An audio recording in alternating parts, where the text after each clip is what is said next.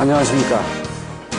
이번 강의에는 지락전류에 대한 부분에 대한 그 분석을 좀 해보고요.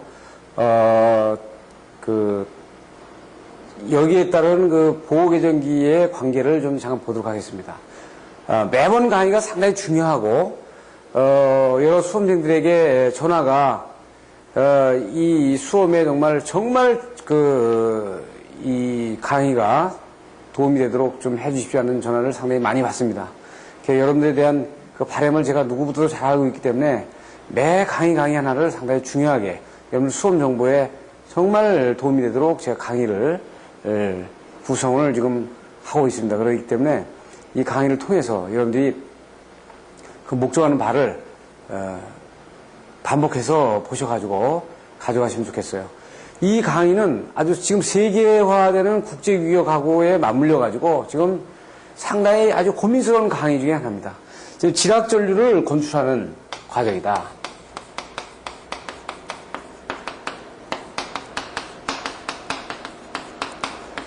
우리가 지금 알고 있는 바와 같이 지락전류의 검출에 대한 관련되는 서적도 전부 다 거의 다가 일본에 관련되는 서적이 주종을 이루고 있습니다. 그래서 일본에서 저술된 서적이 기술서적이 거의 대부분 이루고 있기 때문에 이 지락전류에 검출되는 분석에 대한 자료가 일본 시스템에 맞게끔 되어 있다 이거죠. 그래서 일본 시스템에 맞게끔 되어 있어요.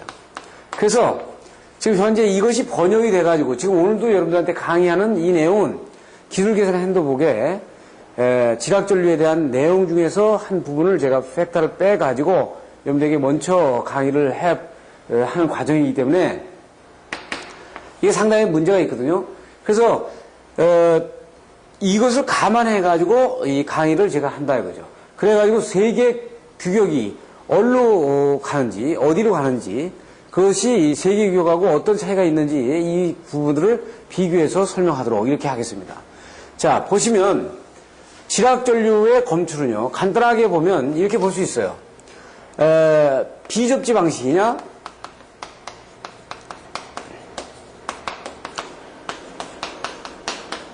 다중접지 방식으로 이렇게 비교해서 볼 수 있거든요. 그러면 비접지 방식 같은 경우는 이건 일본 방식이 아주 주종을 이루고 있는데, 일본 방식은 뭐냐면은 되게 우리 국제교로는 이제 TT 방법이라고 하죠. 그래서 전압체계도 보면 3선식 22,000kV. 예? 그 다음에 2차에서는 3.3이나 6.6kV. 이렇게 쓰는 방식을 얘기를 하고 있고, 전압도 여기는 이제 3선, 200V 또는 220V 이렇게 쓰고 있죠. 지금 우리 같은 경우는 어떻게 있어요? 3상 4선식. 우리는 이 한국은 이게 거의 TN 방식에 가깝거든요. 방법에 가까우니까 다중접지 방식으로, 이건 다중접지 방식이고 이건 비접지죠. 그래가지고 어떻게 있어요? 22,900kV. 그래서 중간전압은 이제 우리가 중간전압을 쓸 때 3,300이나 6,600을 비접지 방식으로 일본 거를 써가지고 쓰고, 그 다음에 이제 2차 부하에서 3상 4선식 380에 220V. 이 부분을 많이 채용하고 있잖아요. 이렇게. 그러니까 지금 비접지 방식에서는 당연히 지락전류가 당연히 적죠. 여기 다중접지 방식에서는 지락전류가 이게 아주 상당히 크게 나온단 말이에요.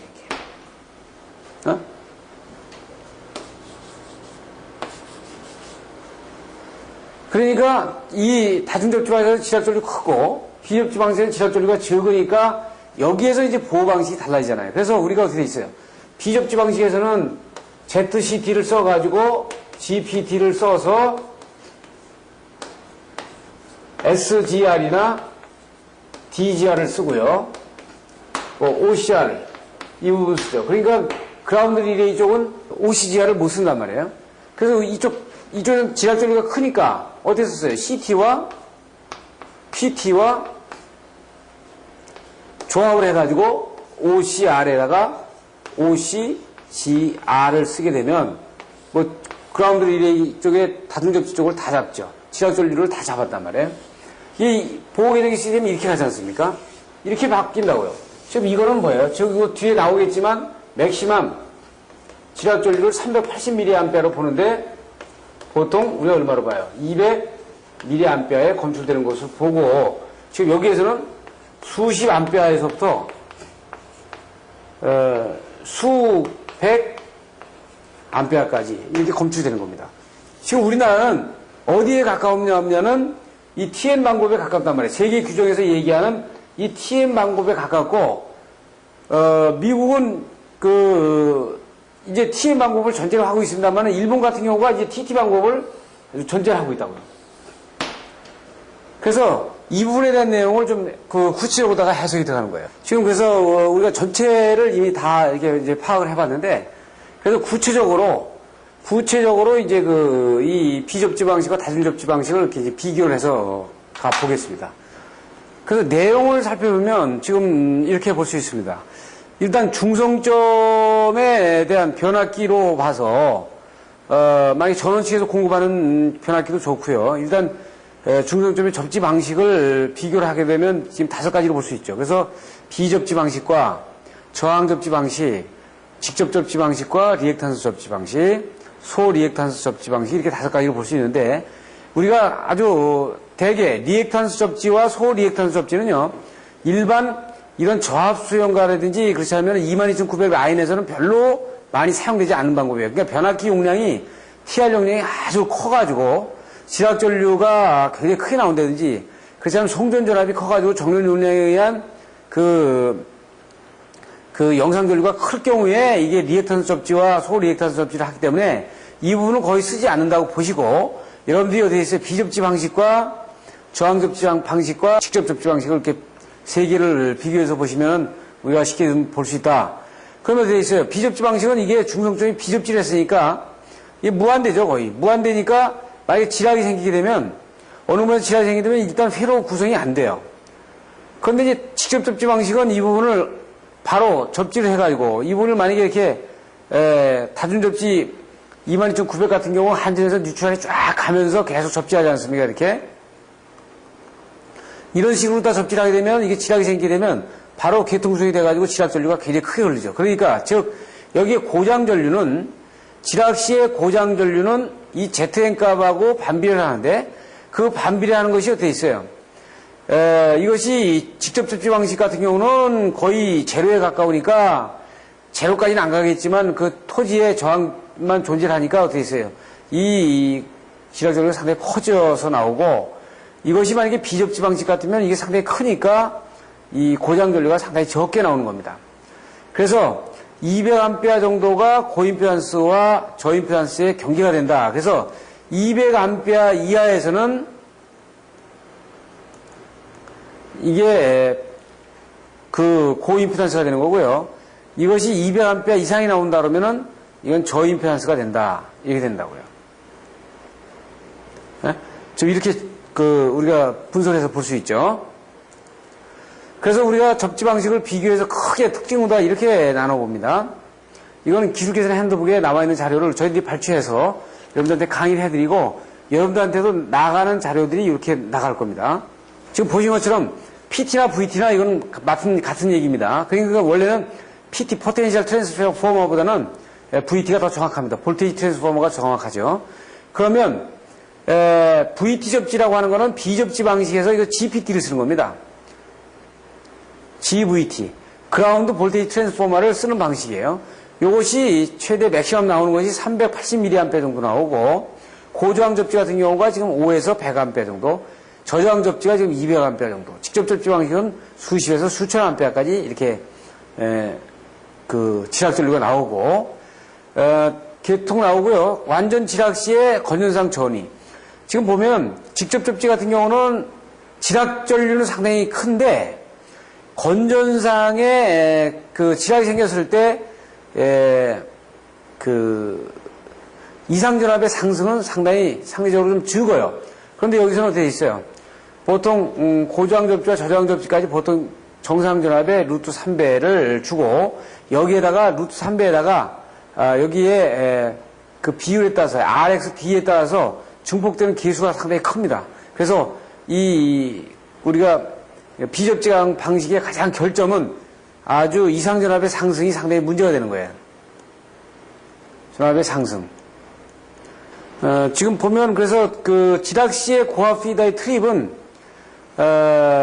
비접지나 고저항 접지나 저저항 접지나 직접 접지나 전부 다 필요한 걸로 얘기를 지금 하고 있고요.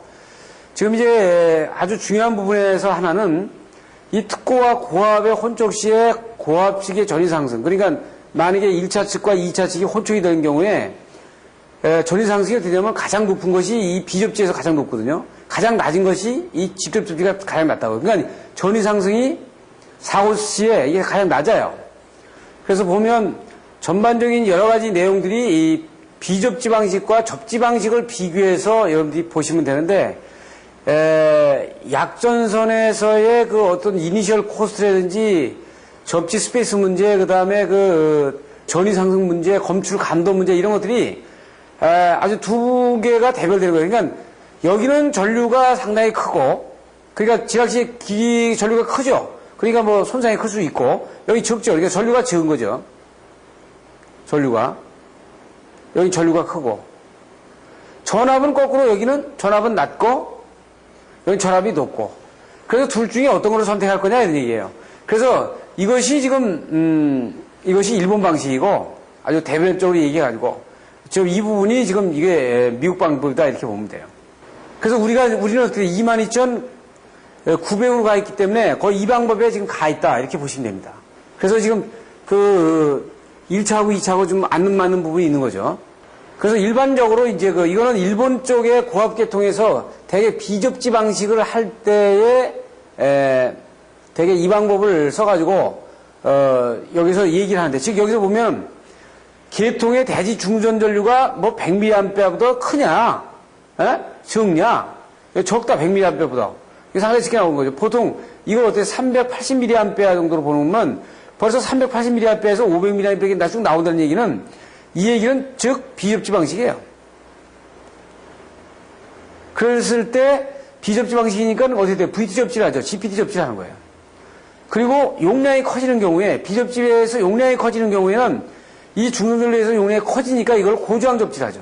고저항 접지를 해서 5A나 100A 정도 순에서 나눠놓고요. 여기에 뭐 충전율의 0.01 마이크로파라드에 상당히 이렇게 된다. 이것도 어떻게 보면 이것도 비접지 방식에서 얘기하는 거죠. 그래서 만약에 다중접지로 하게 되면 이렇게 분석을 안 합니다. 그러니까 다중접지로 하면, 이게 만약에 다중접지로 하면은요, 지금 할 경우에 지락전류가 뭐 수십에서 수백 또는 수천 암페어가 그러잖아요. 그런데 우리가 이 과정에서 원하는 것이 보호계정기 쪽에 리레이의 동작 전류만큼을 필요한다. 그것이 만약에 뭐 50A 이내다. 이렇게 할 경우에 이 수백 수천 암페어를 50A로 잡아야 되니까 이 안에다가 여기에 어떻게 있어요? 이 저저항 접지라든지 고저항 접지를 할 수 있어요. 이렇게 실시하는 겁니다. 그래서 다중 접지는 어떻게 되냐면, 일단 리레이를 검출하기 위한 접지 전류 이외에는 이것을 만족시키면 나머지 거는 바이패스를 칠 수 있는 거고 우리가 억제를 할 수 있는 거예요. 지금 이렇게 간단하게 나오고, 지금 비접지 방식에서는 뭐 VT 접지냐 콘덴서 접지냐 여기에서 또 뭐 비접지냐 고저항 접지냐 이렇게 나눠가지고 분석을 할 수 있다 이렇게 보는 거예요. 지금 우리가 그 단락전류 계산할 때 제가 다 했습니다만은 우리가 그 단락전류 계산할 때 어떤 그림을 여러분들이 기억을 할 것 같으냐면 이런 그림을 기억할 겁니다. 그래서 이 그림은 어디서 나왔냐면 Y의 삼상 단락 그림을 가지고 하는데, 삼상 단락일 경우에 뉴트럴로 보게 되면 여기에 영상분, 정상분이 있으니까 이렇게 하나의 피더를 등가위를 그릴 수 있기 때문에 이렇게 그려갔다 그랬어요. 그러면 여기서 보면 여기 삼상 단락이니까 이렇게 그렸죠. 그런데 이제 한선이 지락이 됐다 그래요. 삼상 단락이 아니고 한선이 지락이 되는 겁니다. 그래서 이거는 다중접지 방식일 때 한선이 지락이 되는 경우에 등가위로 그립이 이렇게 되죠. 그래서 지락전류의 고장 계산은 지금 우리가 이렇게 유도를 시켜 나갈 수 있어요. 그러니까 여기 보면 A상, B상, C상이 여기 동시에 다 걸려있는 전압이 어떻게 있어요? 이 전압과 이 전압 걸려있는 거, 여기와 여기 전압 걸려있는 거. 그러니까 어디 있어요? EA가 3개가 다 걸려있죠? EA가 3개 걸려있으니까 3개 다 더하고 여기에 영상 저항, 영상분해 저항, 정상분해 저항, 역상분해 저항 해가지고 이건 같은 치로다가 2개를 곱해준다 그랬어요. 이렇게 해서 여기에 사후전류를 이때의 사후전류를 검출해내는 방법보다 썼다. 만약에 Y인데 이것이 고저항 접지가 됐다든지 지금 보시면은 이것이 고저항 접지가 됐다든지 만약에 비접지가 됐다 그래요. 이 라인이 없습니다. 만약에 이 라인이 없거나 고저항 접지로 된 경우에는 이것도 어떻게 돼요? 고저항보다 이게 등가위를 그릴 수가 있죠. 이렇게 이렇게 그릴 수 있어요. 그럴 경우에 지락이 됐을 때는 이때 흐르는 전류는 3개의 전압에다가 이때 영상전류분이 얼만큼 걸리느냐 이렇게 하는 거죠. 영상전류분에 대한 정전 용량에 따라서 걸리는 영상전류의 임피던스 G0에 대한 합성 임피던스가 얼마냐. 그래서 이 G0는 어떻게 있어요? 우리가 이때 그 C 성분하고 그 R에는 여기 뭐냐면 고장 접지가 들어갔을 경우입니다. 이게 고장 접지가 만약에 없다 그러면 이 부분이 없는 거예요. 만약에 여기 이 부분이 만약에 비접지가 됐다 그러면 이 항목이 없어지는 거죠. 그러니까 비접지 계통 위에서는 이렇게만 얘기해야 돼요. 그럼 요것이 여기로 들어가겠죠. 그러면 이 부분을 이제 가지고 계산을 해보면은 이때 G0는 3RN분의 1, JωC분의 1이라고 하는 것은 다 어떻게 전제 조건이 지락 저항이 그 제로로 돼 있고 각상의 정렬력이 F 그 파라드라고 하는 전제 조건에서 일단 일선 지락 전류를 구해봐요. 그러면 이 지금 구해보는 요 식은 앞식에서 가지고 온 거죠. 가지고 오면 이걸 전개해보면 이렇게 가져갈 수 있고 이거를 다시 우리가 전개해보면 벡터합을 IG는 IN과 IC의 벡터합이 된다라고 우리가 유도를 해갈 수 있어요. 그러면 지금 이거는 뭐냐면 그림으로 그려보면은 이 IN은 인위적인 접지 전류고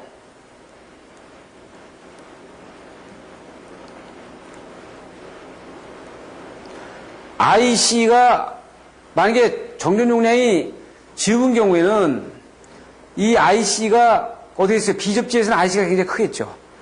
이 비접지에서는 IC가 클 거예요. 그리고 다중접지에서는 잡지에서는 이 IC가 적고 그렇게 됐죠. 여기에서는 어떻게 있어요? 인위적인 접지 전류가 어떻게 있어요? 비접지에서는 이게 다중접지에서 크고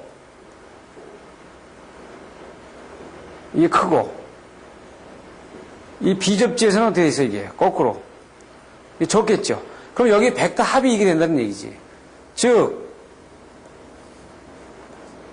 만약에 다중접지가 되면은 이 IN은 크고 이 IC는 적기 때문에 이 IG는 이렇게 벡터 합이 될 겁니다.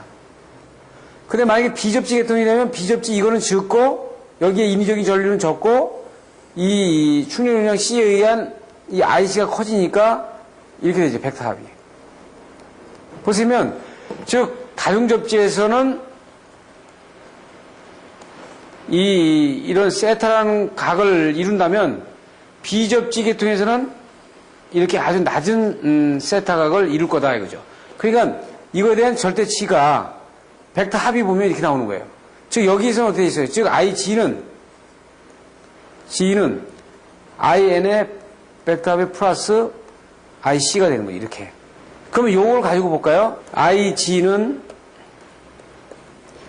IN의 플러스 IC다. 그러면 이걸 두 가지로 보게 되면 다중접지에서는 이게 크고요. 이게 적게 나오죠. 다중접지에서는. 그리고 이게 비접지에서는 지금 여기 이렇게 나오고요.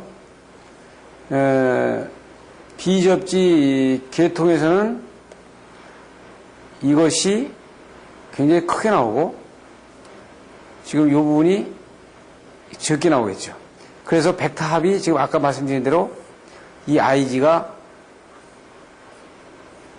이렇게 쓰는 경우하고 이렇게 눕는 경우하고 이렇게 두 개로 나눌 수 있어요. 이렇게. 이게 IN이 크게 나오고 IC는 적게 나오고 이 다중접지에서는요. 이 비접지에서는 IN이 적게 나오고 IC가 크게 나오고 그래서 이 벡터 합이 이렇게 된다 이거죠. 예? 지금 이 부분 설명을 지금 요시에서 보여주고 있는 거죠. 그러면 지금 보시면은 지금 우리가 시험 문제도 자주 나오는 그 회로인데 일선 지락 시의 유효분과 충분 전류 해가지고 우리가 이 회로를 많이 보는데요. 이 회로는 거의 국내에서는 사용하지 않는 회로지. 국내에서는 사용하지 않는 회로다 이거야. 왜? 이건 비접지 방식으로 돼 있잖아요. 그러니까 델타로 해가지고 우리가 22,900으로 들어오기 때문에 이거는 안 맞는 방식이에요. 이거 22,900에서 이거 이해가 안 되는 거죠. 그러면 이거에 대한 맞는 방식은 22,900에서 만약에 3.3으로 들어왔다든지 6,600으로 떨어지게 되면 이 방식으로 해석을 해야 돼요. 그래서 전부 다가 비접지로 됐다. 그럴 때는 어떻게 돼 있어요? 지금 보시는 것처럼 1차를 GPT로 하고 그렇죠. 한 점을 가운데를 접지해가지고 인위적으로다가 중성적으로 만든 겁니다. 여기서 오픈 델타를 해서 델타로 오픈을 해가지고 여기서 어떻게 했어요? SG 쪽으로다가 이제 가지고 나가죠. 그러니까 뒤에 이제 자세하게 나오겠습니다만 그럼 여기서 만약에 지락이 한 부분이 생겼다. 그럼 인위적인 지락 전류 IN에다가 이 충전 전류가 쭉 걸리니까 이것이 어떻게 했어요? 이 충전 전류 IC는 여기 IC는 이 부분께 전부 다 합산이 돼가지고 들어오겠죠. 이렇게. 네? 그러면 이것이 어떻게 있어요? 거꾸로 흘러가니까 이게 방향성을 봐야 된단 말이에요. 이게 거꾸로 흘러가면 이쪽과 이쪽이 똑같이 올라가니까 이게 트립이 될 수 있으니까 이게 안 되잖아요. 그러니까 이건 이런 방향으로만 흘러라 해가지고 여기다가 SGR을 놓는 거예요. 예? 셀렉팅 그라운드 릴레이를 놓는 거지. 예? 여기에 셀렉팅 그라운드 릴레이를 놓고 예? 그렇게 되면 어디 있어요? 이때의 전체 전류 IG는 어떻게 될까 하는 얘기입니다. 보면 어디 있어요? IC는 크고 IN은 적으니까 그러면 여기서 우리가 기준이 어떻게 되느냐를 잘 보셔야 돼요. 여기서 혼동을 하시면 안 되는 게 만약에 IN을 이쪽 방향에다 두면 비접지에서는 IN은 적고 IC는 이렇게 크게 나오는 거죠. 그러면 이것이 이렇게 페이저가 이렇게 누도록 나오죠. IG가. 근데 만약에 IN을 이쪽 축으로 나눴, IC를 이쪽에서 축으로 나눴다 그러면 IN은 이렇게 나오겠으니까 이게 어떻게 있어요? 이렇게 쓰게 돼서 나오는 거죠. 그러니까 이것이 누웠다고 해가지고 다 다중접지고 무슨 비접지고 이게 아니고 어디에다 기준을 뒀느냐가 상당히 중요합니다. 그렇죠? 이건 IN을 여기다 기준을 둔 거죠. 그럼 IC를 여기다 기준을 뒀으면 이건 섰다. 섰다는 얘기는 어떻게 있어요? 이거는 섰어도 이거는 어떻게 있어요? 비접지 방식, 이거 비접지 방식이구나. 누웠다. 만약에 누웠는데 이거 IN을 밑으로 다 기준을 뒀으면 눕겠죠 이게. 이렇게. 이상이 이렇게 누워서 나올 겁니다. 그럼 만약에 IC를 기준으로 했을 경우에는 어떻게 나오냐면 지금 이거예요. 지금 IC를 기준으로 한 겁니다. 여기. IC를 이쪽으로 기준으로 했고 IN을 이쪽에다가 기준했을 때는 이 페이저가 쓰지 않습니까? 이렇게 쓰고 여기에 어디 돼요? 2, 4, 6, 8 mA가 되겠지. 이건 어떻게 돼 있어요?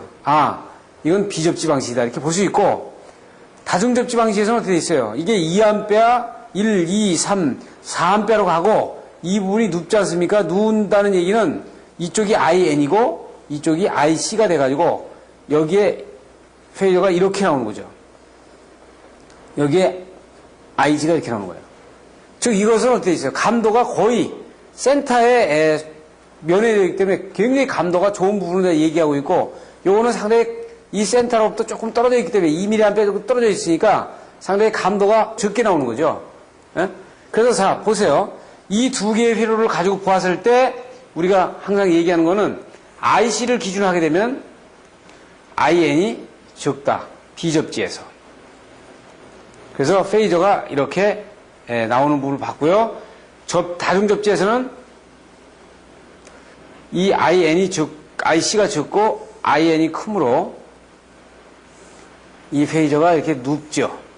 누워요. 그래서 이걸 가지고 위상을 봤을 때 이거는 동작 특성이 이렇게 올라오고요. 이렇게 쓰고 이것을 봤을 때는 동작성이 이렇게 눕는다 이거죠.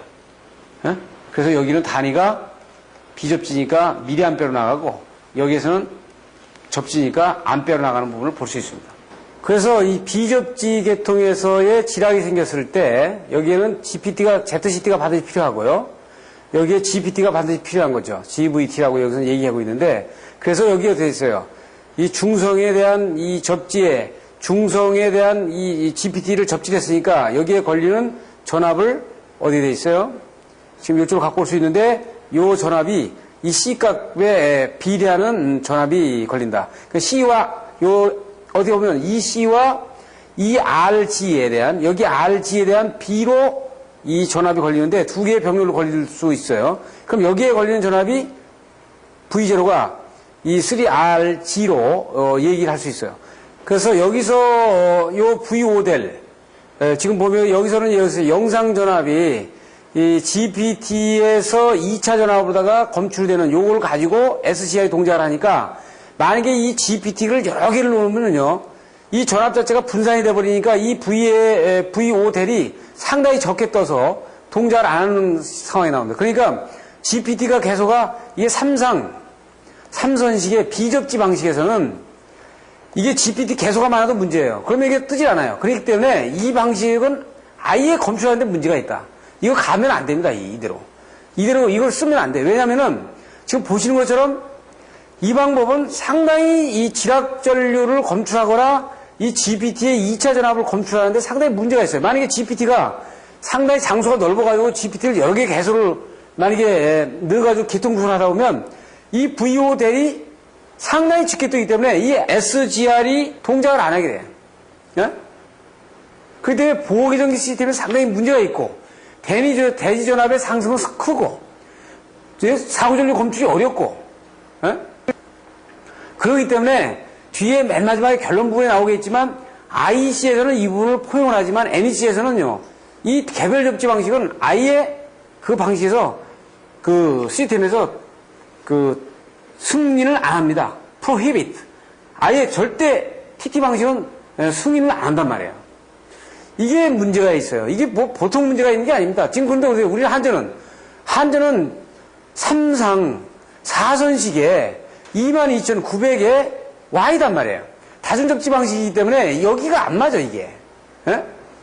그래서 이거하고 이제 2차가 묶여져 있으니까 우리가 이것 때문에 뭐 1종, 2종, 3종 접지가 나왔던 거고요. 지금 보시는 것처럼 상당히 문제를 많이 가지고 있는 거죠. 그래서 이때에 여기 전압 걸리는 부분에 대한 벡터를 보게 되면 여기 지금 보시는 것처럼 자, 이 식에서 이 앞식에서 우리가 끌고 가면은 우리가 2-77C가 같이 가져갈 수 있는데 이 식에서 우리가 어떻게 할 수 있어요? GVT의 2차 측에 나타나는 영상 전압이 아주 작아. 그리고 충전 전류가 아주 클수록 지락 시에 영상 전압은 작으니까 충전 전류 IC가 크다는 얘기는 전압이 크다는 얘기 아니니까 전압이. 예?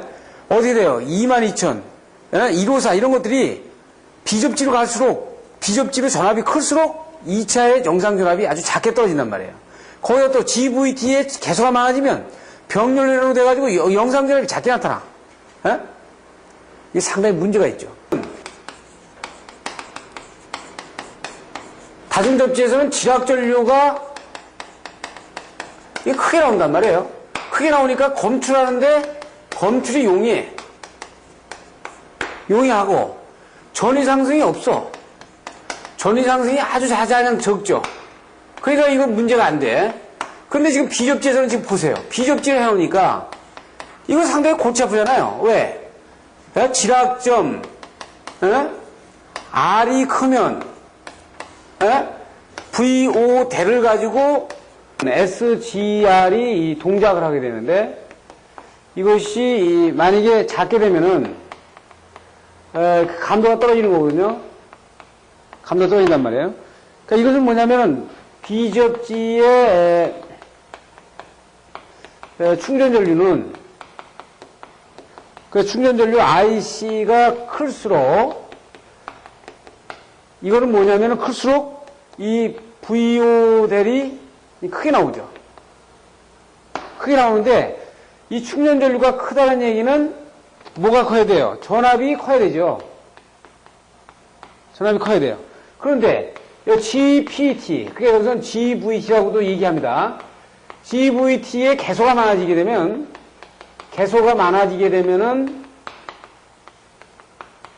지면 이 VO들이 분산이 되거든요. VO들이 분산이 되니까, 분산이 된다는 얘기는 감도가 떨어진다는 얘기지. 감도가 떨어지는 거야. 그러니까, 이렇게 되면은 SGR이 동작을 안 하죠. 안 한다, 이거. 그러니까 여기서 보면 이것이 다중접지 방식에서 상당히, 비접지 방식에서 상당히 문제가 되어 있는 거예요, 이게. 비접지 방식에서는 SGR을, 이런 경우는 만약에 하나의 큰 수용가의 넓은 지역에다가 비접지 방식으로 이게 분산이 된다. 이게 델타로 해가지고. 그럼 어떻게 돼? GVT를 여러 개를 설치해야 될 거 아닙니까? 이렇게? 응? 이렇게 설치를 해서 계통 구성을 하다 보면 개소가 많아지면은 이 VO들이 떨어지고 이것이 떨어지면서 SGR이 동작을 안 하는 거죠. 그래서 NEC와 IC60364, 우리가 IC60364를 지금 배웠죠. 앞으로는 IC60364에서 시험이 엄청나게 나옵니다. 이거는 나올 수 있는 게 이거하고 NEC밖에 없어. 시험 나올 수 있는 게. 제가 그래서 계속적으로 이 부분을 비교하는 거예요. 자, IC60364하고 NEC 비교해보면요. 어떻게 되냐면 IC60364는 TN, TNC, TNCS, IT, TT 시스템을 전부 다 어떻게 돼요? 여기서 포함을 해요. 근데 NEC에서는요. TN, TNC, TNCS는 포함하지만 IT하고 이 TT 시스템은 프로히비트, 금지했어. 이 NEC에서는요, TT 시스템을 쓸 수가 없습니다. 그러니까 뭐냐면, 다중접지 방식에서는 TT 시스템을 쓰면 안 되는 거예요. 지금 우리나라는 뭐야, 그러니까? 우리나라는 다중접지 아니야, 지금. 22,900, 3상 4선식. 그럼 다중접지 방식이야. 여기서는요, TT 시스템을 쓰면 안 돼. 에? 자, 제가 계속 강의하면서 이런 부분들을 들어가지고, 지금 국내의 문제점을 계속 얘기하잖아요. 이거 시험 문제 나오는 거예요. 에? 시험 문제 나오는 거 아닙니까? 이게 여러분들이 알고 있어가지고 이 부분들에 대한 내용들을 정확하게 적시를 해주고 답안지에서 그런 부분들에 대한 유도를 해줘야 돼요. 에? 여기에서 지금 보시는 것처럼 어떻게 있어요? 다중접지 방식에서 이게 우리가 가깝잖아요, 여기에. 응? 계속 얘기하는 부분이. 그렇기 때문에 이게 한국전력의 경우에 3상 4선식의 22,900kV의 다중접지 방식이라 이 주종을 이루고 있기 때문에 이 NEC 시스템이 이 적용이 아주 유리한 겁니다. 지금 우리는 이거 객관적인 자료를 가지고 얘기를 하는 거예요. 지금 만약에 우리가 22,000 kV의 일본하고 똑같이 3상 3선식을 썼다 그러면은 일로 가야 돼요. 그래서 이게 우리가 지금 해결을 해야 될 아주 상당히 하나의 딜레마에 빠져 있는 거예요. 그래서 우리가 이와 같이 충전 용량이 아주 큰 계통이나 GVT 개소가 굉장히 많은 계통에서는 지락전압 계전기의 검출 감도가 상당히 저하되기 때문에 이게 동작을 잘 안 할 수 있다. 우리한테는 좀 이 사항이 부합이 안 되는 얘기죠. 안 맞는 얘기예요. 우리는 왜냐면 다중접지를 해가지고 MOF로 해가지고 뉴트럴이 어떻게 있어요? 일단 MOF로 일단까지 다 들어와가지고 수용가하고 거의 연접해서 쓰는 부분이 상당히 많기 때문에 여기서는 비접지 계통일 때는 이런 부분들을 반드시 고려해야 하는 문제입니다. 그리고 여기서 보면 어떻게 있어요? 그래서 앞에 시계 얘기를 아주 등가를 그래가지고 아주 상당히 잘 얘기하고 있는데 지금 보면 어떻게 있어요? 지금 정전 용량 C0는 각 선의 정전 용량 C0, C에 대한 값을 다 합친 C값이에요. 에? 이거와 이건 대지의 이제 지락 저항을 놔놓고 그리고 이 R0N은 지금 GPT에서 걸리는 저항에 걸리는 전압이었죠. 그러면 실제 어떻게 됐어요? IC와 IN을 적게 잡았어. 그러면 비접지에서는 IC가 크고 IG가 크게 나온단 말이에요. IC는 크고 IN이 적죠. 예? 그러면 여기에 벡터 합이 이렇게 되죠. IG. 그럼 이거 IG에 의해서 뭐 어떻게 돼요? 전체 여기 걸리는 저항, 이 선로의 대지에 걸리는 저항이 얼마냐에 따라서 IG에다가 RG 곱이 뭐가 되는 거예요? 여기에 걸리는 전압 V가 되겠지. 그럼 요거 되겠지. 요 IG에다가 여기 걸리는 RG 값을 곱한 거예요. 그러면 실제 이 순수 인위적인 지락 전류에 따라서 나오는 VOdel이 뭐예요? GPT의 2차 전압이거든요. 2차 전압. 자, 이 GPT 보세요. 만약에 IC가 크면 커질수록 이것이 이쪽으로 안으로 들어오지 않습니까? 이렇게. 그렇게 될까요? 안 될까요? 이렇게 들어오죠? 이 IG가 이렇게 돼야 되니까. IC가 클수록 누르잖아요. IC가 크다는 얘기는 전압이 올라가면 올라갈수록 이 IC가 커지니까 IG가 이렇게 들어오겠지. 안으로. 예? 벡터합이 들어오니까 어떻게 돼요? 여기에서 요 떨어지는 부분이 지금 IN이 되는데 이 IN이 점점 적어지는 거 아닙니까? 이 IN에 의해서 VOdel이 만들어지는 거란 말이에요. 예? 그러니까 어떻게 돼요? 감도가 굉장히 떨어지는 거지, 계속. 또 어디 돼요? 이 V0가 이 R 여러 개로 다 분산해 놓으면 이 V0가 분산이 돼서 떨어지니까 이 실제적으로 VOdel이 더 떨어지는 거예요. 자, 다시 말씀드리면 앞부분에서 IC가 크면 클수록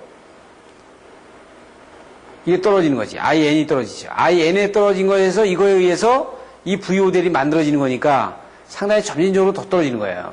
그래서 전압이 높으면 높을수록 검출이 상당히 어렵다. 그리고 저항이 크면 클수록 여기 보면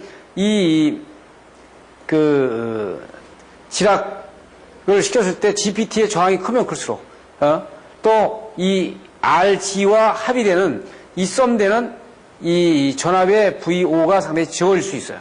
예? 그러니까 지금 요 우리한테 관심사는 이 VOdel이거든요. 그러니까 SGR이 동작을 하는 것은 이 VOdel을 가지고 하기 때문에 이 VOdel이 어떤 벡터에서의 산출이 되느냐 하는 거에 주안점을 가져야 돼요. 그래서 이 벡터는 앞에 본 이식과 여기 파라미터가 되어 있어요. VO가 있으면은, 자, 보세요. 1에, 어떻다고 여기 2가 있고, 여기에 RG 벡터가 있죠?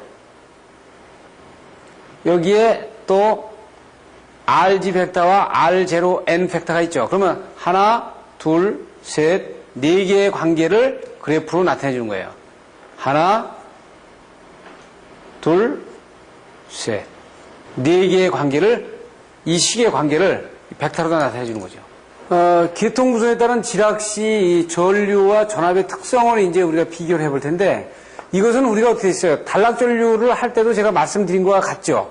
즉, 단락전류 때도 지금 우리가 공부한 것이 Y로, 왜냐하면 대칭 좌표법보다 일단 접근을 해야 되니까, 일단 대칭 좌표법이 아니면 안 된다 그랬어요. 이게 만약에 3상 단락이 됐는데 상별로 다르다, 이게 이해가 안 되거든요. 그래서 어떻게 했어요? 붙었으면은 이걸 전원으로 봤을 때 이것을 세 개로 볼 수 있었죠. 그러니까 정상분의 정상 전류와 정상 임피던스 전원, 영상분. 이건 영상분은 어떻게 있어요? 이건 지락이 발생이 됐을 때만 발생이 되는 거야. 그 다음에 역상분. 이게 됐었죠. 그러면 여기서 보는 거는 뭐예요? 지락이 생겼을 때도 어떻게 돼? 정상회로 때, 영상회로 때, 역상회로 때. 그러니까 지락이 생겼을 때, 정상회로에서 정상회로분에 있을 때 임피던스가 다를 거고요. 그러니까 여기에 지금 지락이 안 됐을 때, 이때 정상회로의 임피던스가 다르고, 영상분일 때, 영상 임피던스가 다르고, 역상일 때, 역상회로의 임피던스가 다르단 말이에요. 지금 대칭 좌표법을 보게 되면 이때 정상과 역상은 임피던스 수치를 같이 봐요. 같은 걸로 보고, 영상회로 때는 이때는 어떻게 있어요? 선롭게 죽어들고, 대지의 것이 포함이 되죠. 그러니까 여기 정상회로와 역상회로에서는 순수 선로의 임피던스만 존재하지, 여기엔 대지의 임피던스는 존재하지 않는다고요. 근데 영상회로에서는 선로의 임피던스가 줄어들면서 대지의 임피던스가 들어가고 이때 흐르는 전류의 수치로 나타난다고요. 그러니까 이것은 우리가 앞에서 이미 다 배운 바에 설명이 다 된 내용입니다. 그래서 조금 전에 벡터도 가지고 설명했듯이 IG는 IN의 IC다. 그래서 되어 있어요. 이 IN은 이미 지각전류고 IN 여기다 이제 벡터를 두느냐에 따라 다르지만 IC는 충전 용량에 의한 지각전류고 이거에 대한 벡터 합이 지금 IC가 됐다 이런 얘기했어요. 이렇게 설명을 했죠. 그래서 지금 일선 지락 시 건전선의 대지전압은 우리가 이렇게 볼 수 있다. 지금 아까 어디 있어요? 저기서는 3, 2, 0에 G0, G1, G2 이렇게 얘기를 했었죠. 지금 그러면 우리가 실제 실무에서 사용하고 있는 중성점 직접접지 방식과 비접지 방식을 한번 특징을 비교해 보겠습니다. 보통 우리가 특고압 수용관은 계약 전력이 100kVA 이상, 100kW 이상에서 10MVA 미만, 보통 이제 맥시멈 12MVA까지도 22,000원 받는데 되게 수전 전압이 3상 4선식에 22,900인 수용가를 우리가 받는다고요. 그래서 보통 이제 1호사로 받는 거는 12MVA가 넘어야 돼. 보통 1호사 수전 받는 거는요. 그리고 완스텝 방식은 이제 특고압에서 저압으로 바로 내려가는 방식이 쓰는데 대개 이제 1000kW 이하의 소규모에서 쓰고 투스텝 방식은 고압으로 일단 특고압에서 고압으로 나오고 그 다음에 저압으로 가는데 여기에서 이제 방식을 쓴단 말이에요. 그래서 되게 중간 고압으로 갈 때 비접지 방식을 쓰죠. 이렇게. 그래서 직접접지 방식은 어떻게 돼요? Y에서 우리가 보통 다 이게 직접접지 방식을 쓰는 이유는 22,900에서 바로 떨어지는 것은 다 직접접지 방식이죠. 3상 4선식은 전부 다 직접접지 방식이에요. 그런데 비접지 방식은 22,000kb에서 3,300 떨어지거나 6,600 떨어져서 다시 떨어지는 방식으로 쓴다고요. 그러니까 우리나라도 이게 문제가 있는 게 22,900에서 3.3이나 6.6으로 더 비접지 떨어져가지고 다시 다중접지로 380에 220이면은요, 중간이 비접지 됐더라도 중간중간 엮어 쓰게 되면 이건 다 다중접지 방식이나 마찬가지예요. 응? 직접접지 방식이라고요. 그렇게 보셔야 된다고요. 그래서 이제 이런 중성점의 접지 방법은 우리가 계전기를 이제 동작시키기 위한 것이니까, 그리고 이상전압을 좀 내려가지고 기기의 절연 경감을 하려고 하는 거죠. 지금 이제 앞부분에서 우리가 비교해서 봤습니다만 고장 접지는 캔슬레이션을 시키고 직접 접지와 비접지를 보게 되면은 직접 접지는 대략 380mAh 최대. 이거는 이상전압이 일선 지락 시 건전상 전해상승이 3배야. 근데 이건 1.32죠. 유도장애가 좀 큽니다만 유효접지 기계가 수백에서 수천만 배야. 그러고 중점지는 거의 제로고 무한대고. 그래서 문제는 미국에서는 직접접지 방식을 쓰는데 여기서는 그래서 뭐를 하냐면 타치 전압을 타치 볼테이지를 낮출 수 있다. 여기다 아주 큰 비중을 두고 있어요. 비접지에서는 타치 볼테이지가 높다. 그래서 일전 지락 시 고장 전류가 대단히 크기 때문에 이제 문제가 되는 거는 이제 시스템에 영향을 주니까 이때 저항을 갖다 좀 집어넣죠. 그리고 여기에 동작은 확실하고 계전기 동작은 유도장애들이 이제 좀 대책이 필요한 부분이 있고 아크 지락 시 사고 시에도 이상전압 발생이 거의 없는 부분을 볼 수 있어요. 그래서 이런 특성과 차단기 성능을 향상을 위해서 이 방식을 대부분 직접접지 방식을 많이 쓴다 이 얘기예요. 그리고 이제 비접지 방식이 중성점을 접지하지 않는 방식이기 때문에 변압기결선을 델타로 하고 Y로 하는 경우라도 중성점을 접지 안 하는 거죠. 그러니까 Y라도 중성점을 접지 안 하고 그냥 갖고 가는 거예요. 뉴트럴을 안 가져가는 겁니다. 그래서 비접지 방식의 이제 특징이 일선 지락 시에 전해 상승이 상당히 높다. 3배의 전해 상승이 생긴다. 아까 다중접지 방식에서는 1.32였는데 여기 3배가 됐죠. 여기에서는 지금 뭐냐면 보통 시스템에 미치는 영향이 통신선에 대한 영향, 고장 전류가 작업으로 계속 운전에 영향을 주지 않는다고 그러는데요. 잘 보세요. 아주 굉장히 중요한 말인데 이거 잘 보시면은 자 시스템에 영향이 적다, 통신선에 영향이 적다, 고장 전류가 적음으로 계속 운전에 지장을 주지 않는다라고 돼 있죠. 이건 다 기능이죠. 기능이 좋다는 얘기죠. 네? 세이프티는 어떻게 될까? 세이프티는 3배가 이상 전압이 올라가 버리기 때문에 세이프티는 문제가 있어요. 이 타치 전압이 엄청나게 올라가는 겁니다. 타치 볼테이지가. 즉, 세이프티가 개런티가 안 되는 기능은 아무 의미가 없다. 이렇게 얘기하는 거예요. 네? 지금 어떻게 보면 이제는 우리가 어떻게 돼요? 기능은 잘 돌아가는데 기계는 잘 돌아가는데 사람이 죽는다. 이건 문제가 있죠. 그래서 어떻게 있어요? 지락 시에 건전상 전위 상승에 대해서 상당히 이상 전압이 발생하니까 다른 데서 만약에 타치 전압이 발생됐을 때는 문제가 생기는 거죠. 그렇기 때문에 앞부분에서 보인 것처럼 NEC에서는 기능에선 좋을지 몰라도 이 세이프티에서 문제가 있기 때문에 이거 프로히비트야. 절대 써서는 안 돼. 이렇게 나가는 거예요. 그러니까 우리들은 이런 내용을 이번 강의 내에서 여러분들이 확실하게 좀 가져가야 돼요. 그러면 여기에 보호개전 방식은 어떻게 하냐? 우리가 어떻게 했어요? 다중접지 방식은 3상 4선식에서는 어떻게 된다? PT와 CT를 써가지고 OCR과 OCGR을 쓰다 그랬죠. 이렇게 해서 다 해결이 돼. 그래서 OCGR은 51N, OCR은 51 가지고 다 커버가 되죠. 그래서 거기에 구성 회로를 보면 우리가 많이 쓰는 방식이 이 방법을 쓰죠. 그래서 직접 접지 방식의 보호 개전기 방법은 어떻게 있어요? 여기에 51 GN을 둬가지고 쓰고 이거는 뭐예요? OCR을 주는 거지. OCR. 그래서 정상 전류의 과전류는 이걸 다 OCR로 커버를 하고 지락 전류에 대한 부분이 상당히 크기 때문에 51GN을 가지고 검출하는 방식을 쓴다는 얘기예요. 여기서는 주의할 것은 반드시 이 접지점이 이 접지가 이쪽에 가서 붙는다거나 다른 쪽에 가서 붙으면 안 됩니다. 반드시 CT의 이 N 방향으로 지금 여기 중간에 가서 붙는다든지 지금 이쪽 라인으로 가서 붙으면 이게 안 됩니다. 여기에 어떻게 했어요? 51 GN 전달로만 가서 붙고 2차 CT의 2차의 합친 지점에 2차로 가서 접지가 된다는 부분만 여러분들이 유념하시면 큰 문제가 없습니다. 설계시 고려사항에서는 큰 거는 이제 OCR 및 OCGR 특성을 반환시 특성으로 해라. 지금 이 얘기는 무슨 얘기냐면은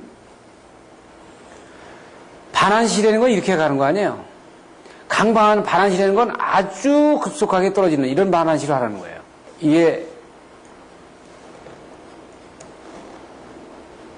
시간과 이걸 전류로 보면 강반환시라는 건 이게 굉장히 가파르게 떨어지는 부분을 이거를 강반환시라고. 그렇게 하고요. 그리고 뭐예요? 기계적인 강도. 왜냐하면 이게 CT 이렇게 됐으면 어떻게 됐어요? 지락전류라든지 뭐 단락전류가 상당히 클 수 있으니까 지락전류도 여기 CT에 대한 배우를 상당히 기계적인 강도를 크게 하라 그랬죠. 이거는 제가 VT 계기경 변성기에서 설명이 이미 다 된 겁니다. 왜 그렇게 해야 되는지 설명을 다 했으니까 CT와 PT ZCT에 대한 그 강의 앞에 강좌에 대한 부분을 여러분들이 참조하시면은 큰 문제가 없어요. 그래서 CT와 PT에 대한 그 선정 샘플을 예를 보여주고 있기 때문에 이것은 여러분들이 참조를 하시게 되면 큰 무리가 없다. 이렇게 보시면 됩니다. 저압측 중성점의 직접 접지 방식은 이게 굉장히 중요한 얘기를 여기서 하는데 법에서는 반드시 중성점을 접지하도록 되어 있거든요. 예?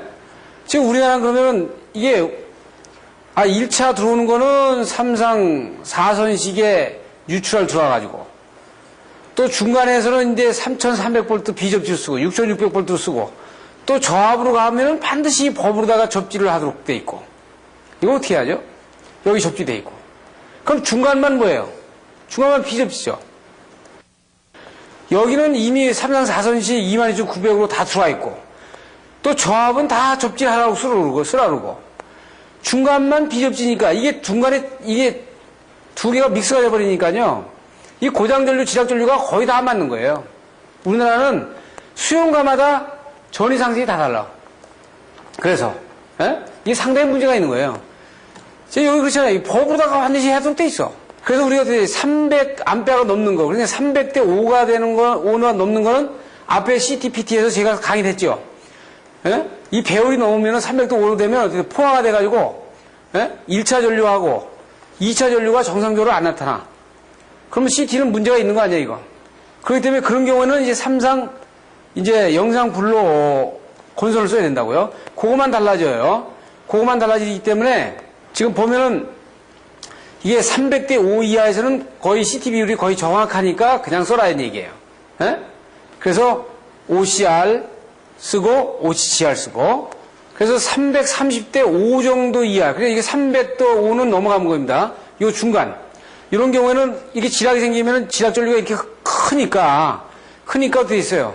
이 51N을 갖다 여기다 놓지 않고 또 지락 전류를 또 CT로 잡아가지고 51N을 동작시키는 이런 방법을 쓸 수도 있는 거고 또 하나는 어떻게 있어요? 만약에 300대 5 이상이 넘어가면 예? 여기 삼상 영상 블루를 만들어야 되죠. 그러니까 건설 하나 더 만들어가지고 이 삼상 영상 블루에 대한 거는 제가 앞에 GVT, CT, ZCT 하는데 설명을 다 했습니다.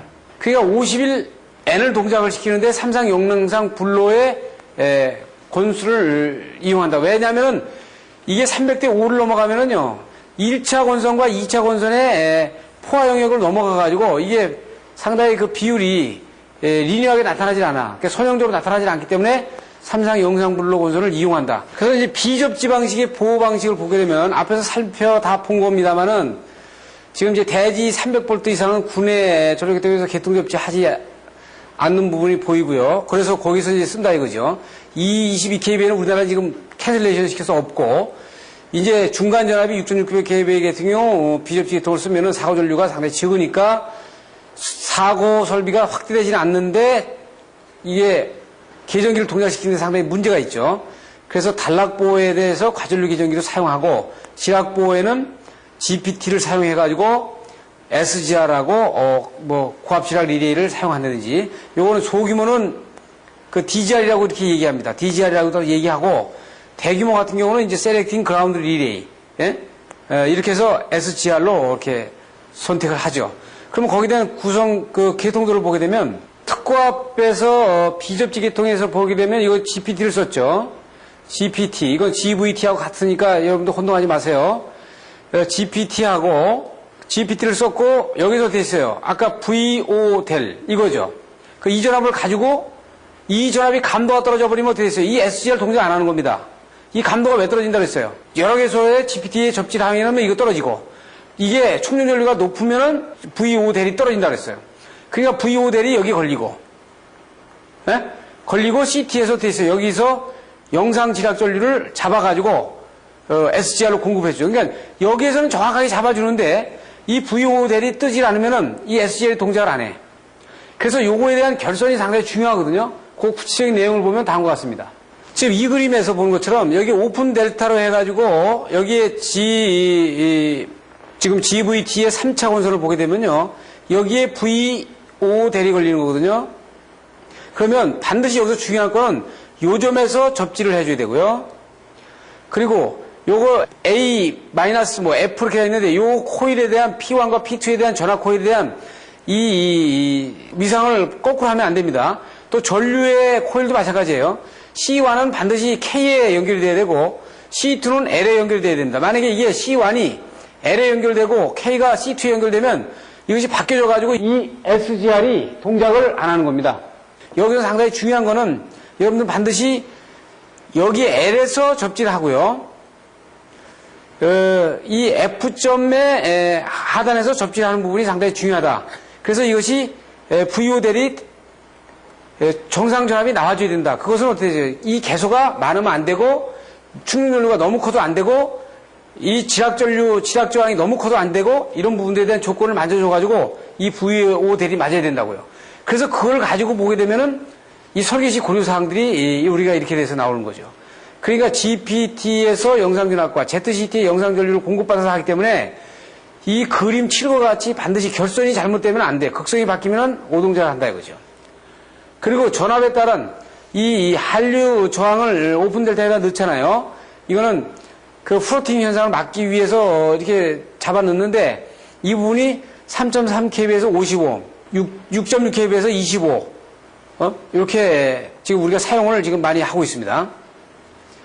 그리고 뭐 실드 돼야 되는 부분이라든지 그 다음에 영상 전류를 확보하기 위해서 전원 측 배선이 아주 짧은 경우에 접지 콘덴사를 집어넣는 부분만 여러분들이 좀 고려하시면 돼요. 결과적으로는 뭐예요? 지금 여기 나타나는 요 지금 회로를 가지고 여러분들이 지금 앞에 설계시 고려사항에 대한 부분을 같이 연결해서 보시면 아주 쉽게 파악이 됩니다. 그래서 그 GVT와 CLR의 설치도는 지금처럼 이렇게 전개해서 볼 수 있는데, 즉 보시게 되면은 여기에서 되어 있어요. VO 대리가고, VO 대리라는 거는 IN에다가 곱하기 여기 R0N이 되는 거죠. 예? 이 IN에다가 여기 R0N이 되는 거예요. 여기 걸리는 요 총계 저항이 R0N이 되는 거거든요. 그럼 이 VO 대리 전압을 공급해주고, 그 다음에 ZCT에서 되어 있어요. 전류가 I가 들어오잖아요. 그렇게 되면 GPT는 오픈 델타에서 이 부분에서 이제 그 치락되는 부분에서 계통을 구성해주고, 여기서 만약에 전류가 커가지고 이게 여기서 필요한 SGR이 공급하기 위해서 쓰는 전압 VOΔ 이상이 오게 되면 그것도 부패한 부분이니까 그 부분은 이 CLR로 돌려가지고 전류를 제한해 주는 거죠. 그래서 어떻게 돼요? 여기에 지금 앞에서 배운 것처럼 3.3kV에서는 이게 어떻게 되어 있어요? 55옴. 6.6kV에서는 25옴을 넣는다. 왜냐하면 전압이 올라갈수록 어떻게 된다고? 전압이 올라갈수록 어떻게 돼요? IC가 커져. IC가 커지기 때문에 지금 어떻게 됐어요? 저항을 줄여놓는 거죠. 이 전압이 낮을수록 저항은 높아지는 겁니다. 이 저항이 낮을수록 어떻게 돼요? IC는 적어요. 적으니까 이 썸이 되니까 이 저항치를 좀 올려놓은 거고, 이건 올라가니까 썸이 되는 치를 가져가기 때문에 이걸 내려놓은 겁니다. 그래서 이제 저압 비접지 계통의 보호 개선 방식에서는 상당히 그 저압적 사고가 단락 시에 차단기 용량 부족하는 문제, 보호 개선 방식에 상당히 문제가 발생이 되기 때문에 상당히 어려운 부분이 있어요. 그래서 지락 보호에서도 이게 이제 SGR로 나가지고 방향성을 갖게 하는데, 영상전압의 크기에 따라서 SGR이 동작하느냐 안 하느냐이기 때문에 영상전압의 크기는 앞부분에서 봐온 것처럼 GPT 영상전압이 적으면 안 되죠. 뭐 충전전류 IC가 크면 안 되죠. 이게 개소가 많으면 또 안 되지. 이런 영향이 있단 말이에요. 그래서 지금 보시는 것처럼, 자, 고압에서 비접지가 아니고 또 저압에서 다중접지고, 이런 경우에 중간에서 비접지 계통을 잡는 경우에는 이 지금 옆에서 앞에 부분에 강의한 부분도 어떻게 보면 정확히 맞을 수가 없다는 거예요. 왜냐하면 다 믹스가 되어 있잖아요. 저압 다중접지와 비접지가 막 믹스가 되어 있으니까 여러분들은 우리 그 사항을 알고 대한민국에서는 케이스 바이 케이스로 다 점검을 해야 됩니다. 즉 수용가마다 다 다르다. 지금 앞부분에서 얘기한 것처럼 IC와 NEC에서 비교했잖아요. 그러니까 우리나라는 전 수용가가 같은 조건이려면은 전부 다 다중접지로 다 묶는 날 이 정확한 이 비접지 계통과 접지 계통에 대한 이런 기술적인 분석 내용이 맞아떨어진다. 지금은 어느 수용가도 일치하는 수용가가 하나도 없다는 것을 결론으로 말씀드리면서 이 강의를 끝내겠습니다.